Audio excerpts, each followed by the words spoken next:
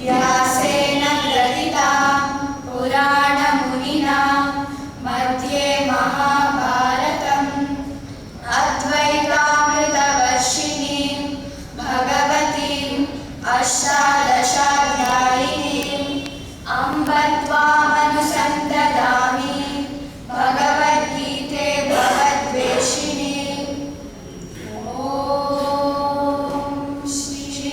परमात्मने नमः।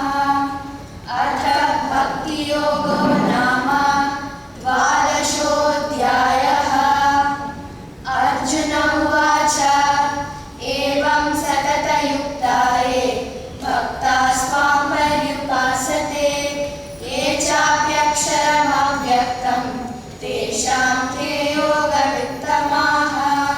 श्रीभगवानुवाच मय्यावेश्य मनो ये मां नित्ययुक्ता उपासते श्रद्धया परयोपेता ते मे युक्ततमा मताः।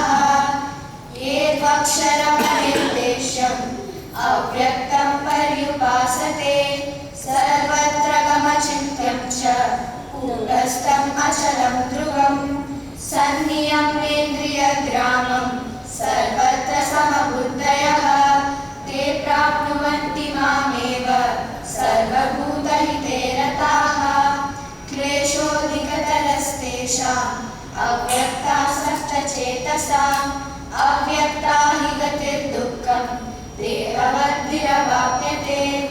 ये तु सर्वाणि कर्माणि मयि सन्न्यस्य मत्पराः अनन्येनैव योगेन मां ध्यायन्त उपासते तेषामहं समुद्धर्ता मृत्युसंसारसागरात् भवामि न चिरात् पार्थ मय्यावेशितचेतसां। मय्येव मन आदस्त्व मयि बुद्धिं निवेशय निवशिष्यसि मय्येव अत ऊर्ध्वं न संशय। अत चित्तं समाधातुं न शक्नोषि मयि स्थिरम् अभ्यासयोगेन ततो मामिच्छाप्तुं धनञ्जय।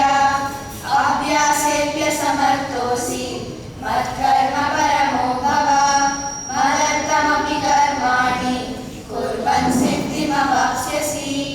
इति श्रीमद्भगवद्गीतासु उपनिषत्सु ब्रह्मविद्यायां योगशास्त्रे श्रीकृष्णार्जुनसंवादे भक्तियोगो नाम द्वादशोऽध्यायः।